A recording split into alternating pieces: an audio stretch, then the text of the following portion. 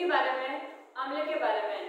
सबसे पहले हम लोगों ने उसमें क्या देखा कि एसिड के सामान्य गुणधर्म क्या होते हैं, उसकी नॉर्मल प्रॉपर्टीज क्या होती हैं। फिर हम लोगों ने देखा कि एसिड्स जो होते हैं वो कितने टाइप के हो सकते हैं, कितने प्रकार के हो सकते हैं। और फिर हम लोगों ने देखा था कि किस प्रकार से पीएच पैमाने पर हम लोग एसिड के बारे में देख सकते हैं। अब दोस्तों उसी के आगे हम लोग बात करेंगे एसिड से रिलेटेड कुछ इम्पोर्टेंट फैक्ट। अब यहाँ पर फैक्ट से मतलब ये है कि आपको ये वाले जो बताया जाएगा यहाँ पर उनको आपको याद रखना है। यहाँ पर समझाने वाली ऐसी कोई चीज नहीं है, क्योंकि यहाँ से क्वेश्चन भी पूछा जाता है और समझाने वाली भी कोई बात नहीं है। तो आप इनको बार बार रिवाइज करोगे तो आपको याद हो जाएंगे। तो सबसे पहले हम देखेंगे कि कुछ ऐसे पदार्थ जिसमें कौन कौन से एसिड प्रेजेंट होते हैं, और फिर हम लोग देखेंगे कि कुछ ऐसे एसिड जिनका रूटीन लाइफ में क्या यूज हो सकता है। तो सबसे पहले यदि हम बात करें तो जैसे कि सेब की बात करें तो इसमें मैलिक एसिड होता है। फिर नेक्स्ट हम लोग बात करें इमली, तो इमली में कौन सा एसिड होता है, टार्ट्रिक एसिड होता है। फिर बात करते हैं टमाटर की, तो टमाटर में कौन सा होता है, ऑक्सैलिक एसिड होता है। फिर यदि हम ऑलमोस्ट जितने भी खट्टे फल होते हैं जैसे नींबू है, संतरा है, आंवला वगैरह है, इनकी यदि बात करें तो इनमें जो पाया जाने वाला एसिड है उस एसिड का नाम है सिट्रिक एसिड, और ये जनरली एग्जाम्स के अंदर पूछा जाता है। फिर यदि हम लोग बात करते हैं दही की, तो दही में एक विशेष प्रकार के जीवाणु पाए जाते हैं जिसका नाम होता है लैक्टोबैसिलस बैक्टीरिया। लैक्टोबैसिलस बैक्टीरिया से ही यहाँ पर अपन एसिड का नाम याद रख सकते हैं कि जो दही में पाया जाने वाला एसिड होता है उसको क्या बोला जाता है, लैक्टिक अम्ल बोला जाता है। फिर बात करते हैं जो लाल चींटियां होती हैं, तो ये जो लाल चींटियां होती हैं इनके डंक के अंदर भी क्या पाया जाता है, एक एसिड पाया जाता है, और इस एसिड को बोला जाता है फॉर्मिक एसिड। इसी प्रकार से बहुत सारे ऐसे खाद्य पदार्थ हम लोग बनाते हैं जिसमें हम लोग खटाई के लिए क्या करते हैं, कुछ एसिड्स का यूज करते हैं और उसको अपन बोलते हैं सिरका। तो सिरके में कौन सा एसिड होता है, एसिटिक एसिड होता है। अब दोस्तों यहाँ पर आपको थोड़ा फास्ट बताने का मतलब ये है कि ये जो सारे के सारे पदार्थ और उनमें उपस्थित एसिड है वो आप लोगों को याद रखना है, आपको बार बार क्या करना है, रिवाइज करना है, क्योंकि यहाँ से जनरली एग्जाम्स में क्वेश्चन देखने को मिलता है। फिर यदि हम बात करें कुछ एसिड की जिनका क्या यूज होता है, तो उसमें सबसे पहले हम लोग बात करते हैं बेंजोइक एसिड की। तो बेंजोइक एसिड जो है इसका यूज किसमें होता है कि हम देखते हैं कि कुछ पदार्थों को हम क्या करते हैं, लंबे समय तक सड़ने से बचाने के लिए उसको क्या करते हैं, प्रिजर्व करते हैं, उसको क्या करते हैं, परिरक्षित करते हैं। तो उसके लिए जिस रिएजेंट को अपन यूज में लेते हैं उसको बोला जाता है फूड प्रिजर्वेटिव, या उसको अपन बोलते हैं खाद्य परिरक्षण में उपयोग। फिर नेक्स्ट बात करते हैं एसिटिक एसिड। तो जैसे कि मैंने आपको यहाँ बताया है कि विभिन्न तरह के खाद्य पदार्थों में खटाई के लिए अपन किसका यूज करते हैं, एसिटिक एसिड। तो इसका यूज हो जाएगा सिरका और विनेगर में। फिर नेक्स्ट बात करते हैं फॉर्मिक एसिड। तो फॉर्मिक एसिड अभी हमने यहाँ पर देखा था कि ये कहाँ पर पाया जाता है, ये लाल चींटियों में पाया जाता है। लेकिन यदि इसके यूज की बात करते हैं तो आर्टिफिशियल जो रबर बनाए जाते हैं, कृत्रिम रबर बनाए जाते हैं, उसमें किसका यूज होता है, फॉर्मिक एसिड का यूज होता है। फिर ज्यादातर जो एसिड मैंने यहाँ पर लिखे हैं जैसे HCl है, H2SO4 है, HNO3 है, ये है हाइड्रोक्लोरिक अम्ल, सल्फ्यूरिक अम्ल और नाइट्रिक अम्ल। तो इन सब का यूज जो है वो ज्यादातर हम लेबोरेटरी के अंदर लेबोरेटरी एजेंट के रूप में अपन क्या करते हैं, उनका यूज करते हैं। तो यहाँ पर हम लिख सकते हैं लेबोरेटरी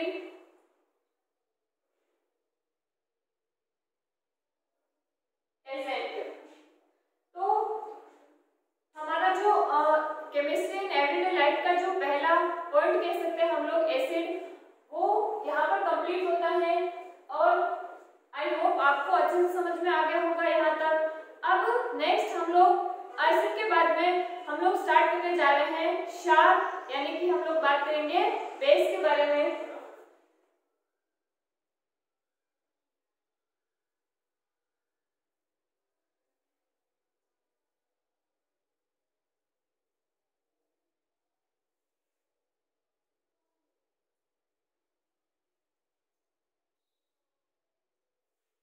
तो नेक्स्ट हमारा टॉपिक हो जाएगा क्षार, या हम उसको बोल सकते हैं बेस। तो फ्रेंड्स, जिस तरीके से हम लोगों ने एसिड के बारे में पढ़ा कि एसिड के सामान्य गुणधर्म क्या होते हैं, फिर हम लोगों ने पढ़ा कि एसिड किस किस टाइप के होते हैं, फिर हमने देखा कि कुछ इंपॉर्टेंट एसिड, वैसे ही हम लोग बेस के बारे में भी डिटेल से देखेंगे। तो सबसे पहले हम देखेंगे इसके सामान्य गुणधर्म।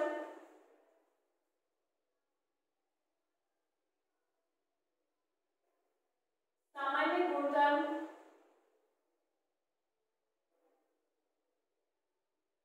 जनरल प्रॉपर्टीज बोल सकते हैं।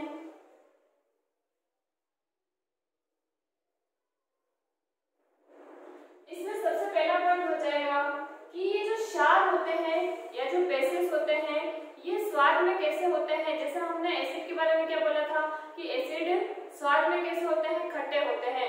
वैसे ही यदि हम बेस की बात करें तो जो बेसेस होते हैं ये स्वाद में कैसे होते हैं, कड़वे होते हैं।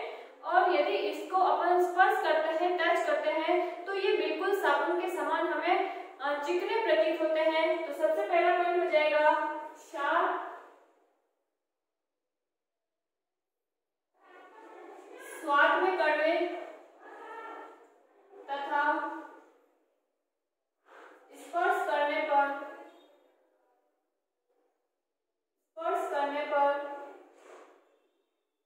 साबुन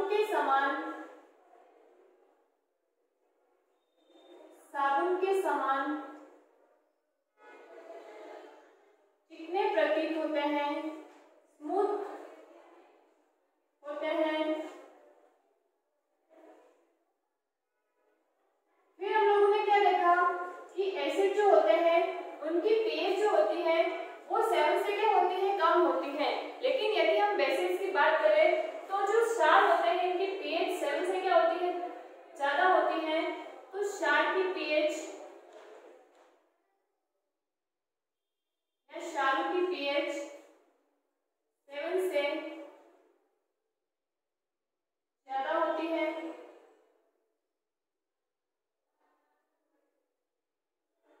या फिर हम लोग pH ग्रेटर देन 7 ऐसे भी आ सकता है ऑप्शन के अंदर।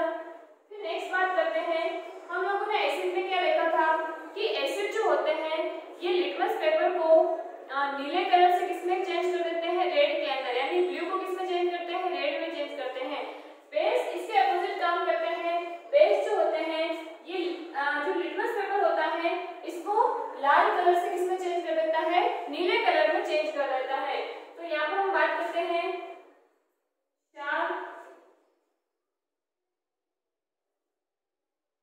क्षार लाल लिटमस को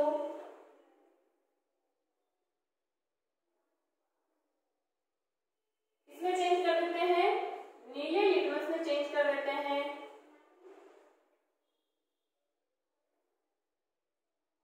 यहाँ पर हम ऐसे भी लिख सकते हैं, रेड को किसमें चेंज कर देते हैं, ब्लू में चेंज कर देते हैं। फिर नेक्स्ट बात करते हैं, जैसा कि हम लोगों ने एसिड में भी बात की कि एसिड जो होते हैं ये किसी भी मेटल से रिएक्शन करके क्या बनाते हैं, हाइड्रोजन गैस रिलीज करते हैं और साथ में एक सॉल्ट बनाते हैं। वैसे ही यदि हम क्षार की बात करते हैं तो क्षार की धातु या मेटल से रिएक्शन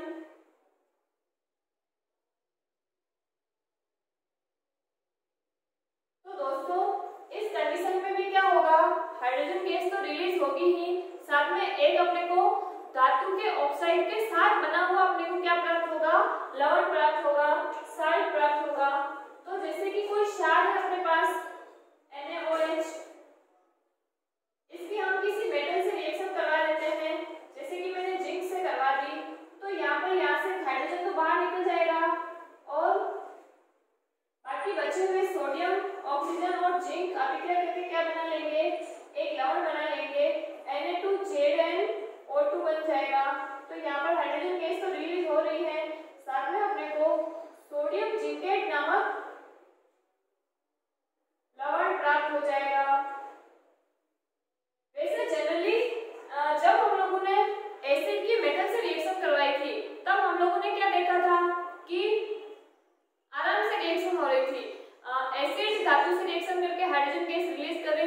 और साथ में हमें एक सोल्ट मिल रहा था।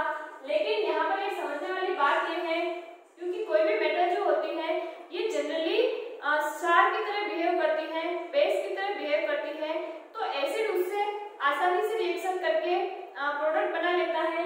लेकिन यहाँ पर यदि हम क्षार की बात करें, बेस की बात करें, तो बेस, और मैंने क्या बताया कि यहाँ पर धातु भी जनरली किसकी तरह बिहेव करती है, बेस की तरह बिहेव करती है, तो बहुत कम रिएक्शन ही यहाँ पर संभव हो पाती है। फिर नेक्स्ट बात करते हैं क्षार की अम्ल के साथ अभिक्रिया। अम्ल के साथ अभिक्रिया, और ये वैसी की वैसी रिएक्शन है जैसा हमने एसिड में देखा था कि अम्ल क्षार के साथ अभिक्रिया करके क्या बनाते हैं, लवण और जल बनाते हैं, और इस अभिक्रिया को बोला जाता है उदासीनीकरण अभिक्रिया, न्यूट्रलाइजेशन रिएक्शन।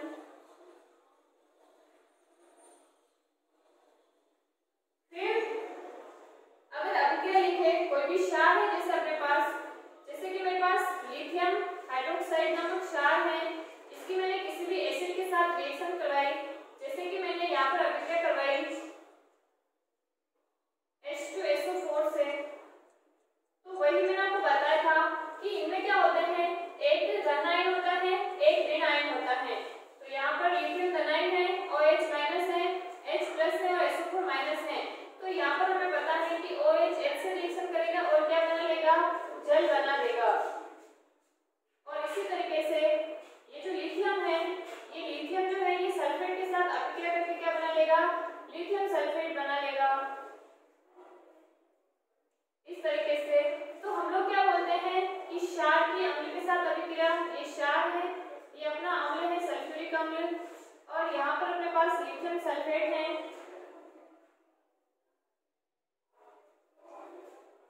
लिथियम सल्फेट, और ये जल है। तो यहाँ पर ये जो लिथियम सल्फेट है ये एक सॉल्ट है, लवण है, और यहाँ पर ये क्या हो जाएगा, वाटर हो जाएगा। तो इस तरीके से हम लोगों ने देखा कि क्षार के सामान्य गुणधर्म क्या है। अब नेक्स्ट हम लोग देखेंगे कि क्षार के टाइप्स। तो इसमें भी सेम एसिड के जैसे ही दो टाइप होते हैं, स्ट्रॉन्ग बेस और वीक बेस, और फिर वही आयनन के आधार पर इसको हम लोग स्ट्रॉन्ग और वीक के अंदर इसको डिवाइड करते हैं। और फर्दर हम लोग देखेंगे कि कौन कौन से एग्जांपल्स हैं जो स्ट्रॉन्ग बेस होंगे और कौन कौन से एग्जांपल्स हैं जो वीक बेस होंगे। तो नेक्स्ट हो जाएगा हमारा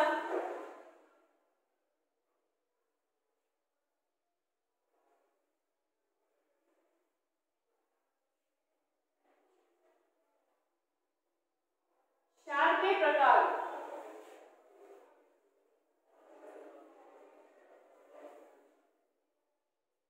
तो टॉपिक हो जाएगा हमारा क्षारों के प्रकार,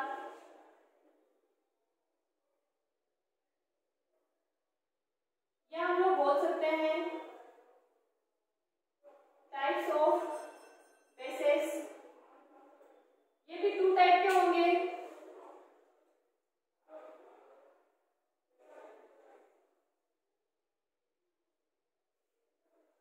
एक हमारा हो जाएगा प्रबल क्षार,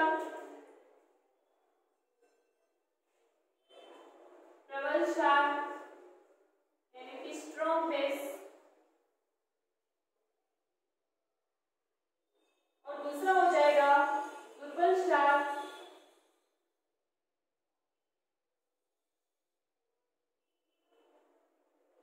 यानी कि वीक बेसिस।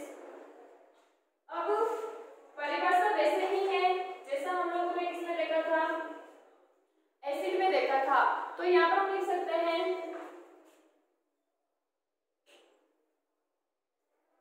जिनका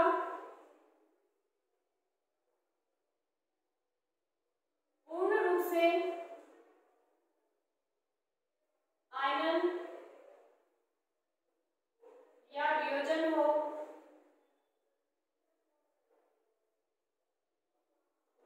इसका मतलब यह है कि इसके आयनन की मात्रा या वियोजन की मात्रा अल्फा कितनी हो जाएगी, 100% हो जाएगी, या उसको हम 1 भी बोल सकते हैं। अब हम बात करते हैं कि इसके कौन कौन से उदाहरण हैं। तो उदाहरण हो जाएंगे इसके लिथियम हाइड्रोक्साइड। अब जनरली उदाहरण को कैसे याद रखना है, तो साइंस वालों को ज्यादा दिक्कत नहीं होती है, लेकिन जो पीरियोडिक टेबल होती है, आवर्त सारणी होती है, उसमें जो फर्स्ट और सेकंड वर्ग के जो तत्व होते हैं वो अधिकतर क्या बनाते हैं, स्ट्रॉन्ग बेस बनाते हैं। तो यहाँ पर लिथियम हाइड्रोक्साइड हो जाएगा, इसी तरीके से सोडियम हाइड्रोक्साइड हो जाएगा, पोटेशियम हाइड्रोक्साइड हो जाएगा, कैल्शियम हाइड्रोक्साइड हो जाएगा, इसी तरीके से स्ट्रोंशियम हाइड्रोक्साइड हो जाएगा और बेरियम हाइड्रोक्साइड हो जाएगा। तो ये सारे के सारे किसके उदाहरण हैं, स्ट्रॉन्ग बेस के उदाहरण हैं। यहाँ पर हम पूरा नाम भी लिख सकते हैं, लिथियम हाइड्रोक्साइड,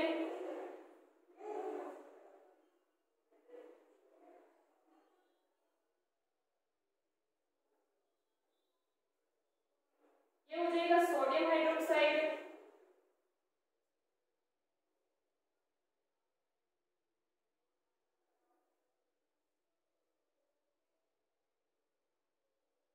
ये हो जाएगा हमारा पोटेशियम हाइड्रोक्साइड, पोटेशियम हाइड्रोक्साइड,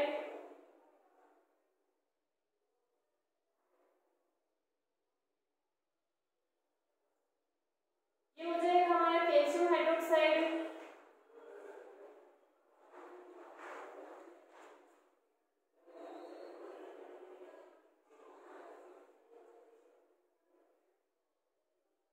फिर नेक्स्ट हमारा हो जाएगा स्ट्रोंशियम हाइड्रोक्साइड,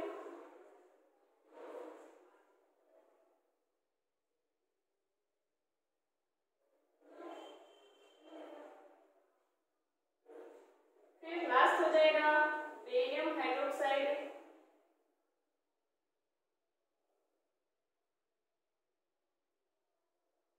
जनरली कभी आपसे एग्जाम में ये नहीं पूछा जाएगा कि निम्नलिखित में से कौन सा स्ट्रॉन्ग बेस है या निम्नलिखित में से कौन सा वीक बेस है, लेकिन इसके आगे का जो टॉपिक हम लोग पढ़ेंगे सॉल्ट या लवण, तो एग्जाम्स में क्वेश्चन सॉल्ट से पूछा जाता है कि निम्नलिखित में से कौन सा सॉल्ट एसिडिक है या कौन सा बेसिक है या कौन सा न्यूट्रल है। तो वो सारी चीजें हमें समझने के लिए ये बेसिक कॉन्सेप्ट हमें पता होना बहुत जरूरी है। तो यहाँ पर हमने पढ़े स्ट्रॉन्ग बेसेस के सारे उदाहरण। अब हम बात कर रहे हैं वीक बेस। तो इसमें सबसे पहले वही वाली बात हो जाएगी जिसका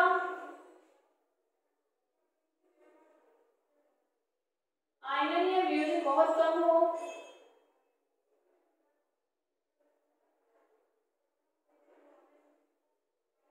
बहुत कम हो, यानी कि हम ये कह सकते हैं कि इनके वियोजन या आयनन की मात्रा अल्फा बहुत कम होगी और ऑलमोस्ट 1 से 5% होती है। अल्फा 1 to 5% हो जाएगी। अब यदि हम इनके उदाहरणों की बात करें तो वैसे मैंने आपको एसिड में भी बताया था कि हमें सिर्फ स्ट्रॉन्ग एसिड और स्ट्रॉन्ग बेस के ही एग्जांपल्स याद रखने हैं।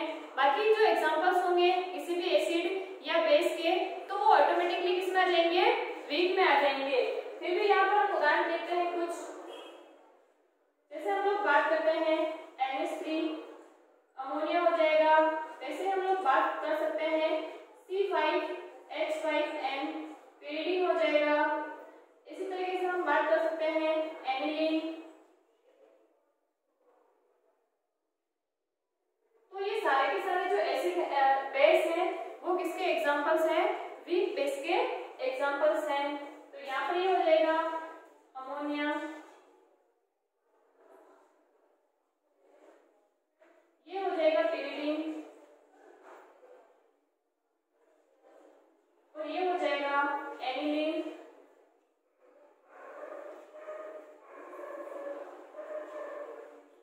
तो यहाँ पर हम लोगों ने देखा कि क्षार के सामान्य गुणधर्म क्या है, फिर कि कौन कौन से बेसिस जो है वो स्ट्रॉन्ग है और कौन कौन से बेसिस हैं वो वीक हैं। अब हम लोग नेक्स्ट देखेंगे कि कुछ ऐसे बेस जिनका हमारे डेली लाइफ में क्या यूज होता है। तो यहाँ तक आप सब लोगों ने नोट कर लिया होगा। फिर नेक्स्ट बात करते हैं uses of some important basis.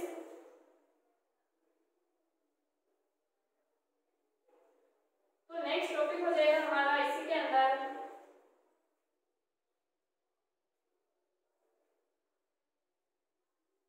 Uses of some important base.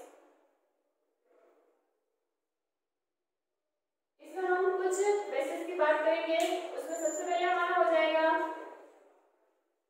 NaOH, sodium hydroxide, sodium hydroxide,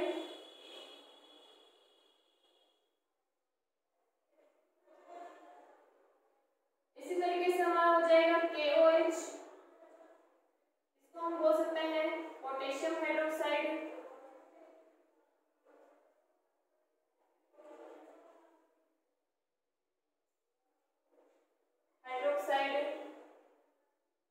फिर हमारा हो जाएगा मैग्नीशियम हाइड्रोक्साइड,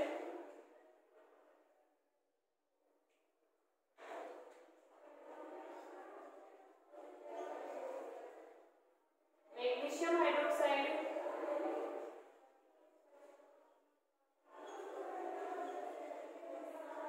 इतने ही काफी हैं जो एग्जाम्स में पूछे जाते हैं उस हिसाब से। तो सबसे पहले हम बात कर रहे हैं सोडियम हाइड्रोक्साइड की।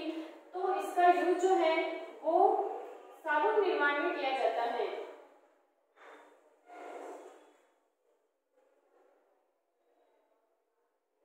साबुन निर्माण में किया जाता है। अब हम लोग जानते हैं कि साबुन भी दो टाइप के होते हैं। एक होते हैं मृदु साबुन जिसका यूज जनरली नहाने में किया जाता है, और दूसरे होते हैं कठोर साबुन, हार्ड सोप। तो वो जनरली कपड़े धोने वगैरह में यूज किया जाता है। तो यहाँ पर मृदु साबुन कठोर साबुन के निर्माण में जो यूज होने वाला क्षार है वो कौन सा है? सोडियम हाइड्रोक्साइड है। इसके अलावा इसका और जो अदर नेम है इसको हम लोग कास्टिक सोडा भी बोल सकते हैं।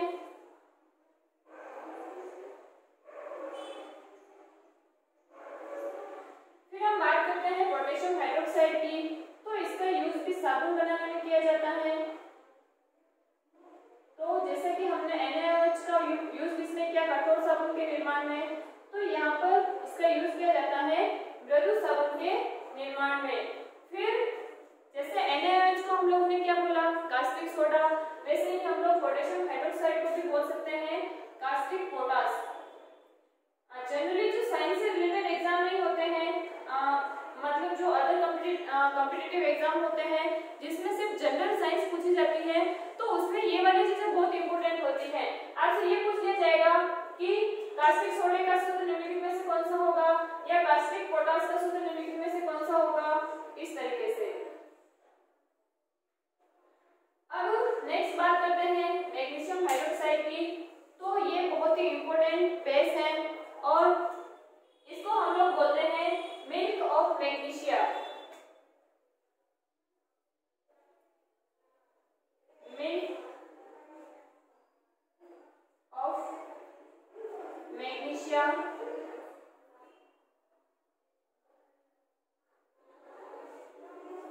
Milk of magnesia. अब मैंने इसलिए बोला कि ये बहुत इंपॉर्टेंट है क्योंकि मिल्क ऑफ मैग्नीशिया जो है इसका यूज जनरली हम देखते हैं कि कभी कभी हमारे आमाशय के अंदर, स्टमक के अंदर बहुत ज्यादा मात्रा में क्या रिलीज हो जाता है? HCl हाइड्रोक्लोरिक अम्ल क्या हो जाता है? रिलीज हो जाता है। तो उस कंडीशन को हम क्या बोलते हैं? एसिडिटी बोलते हैं।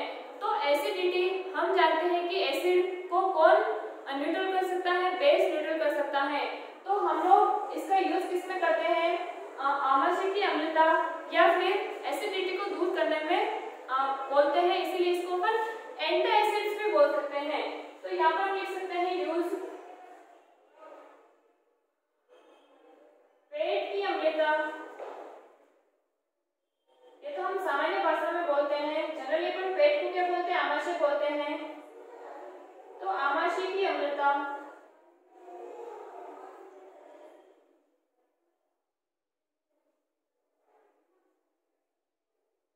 एसिडिटी को दूर करने में।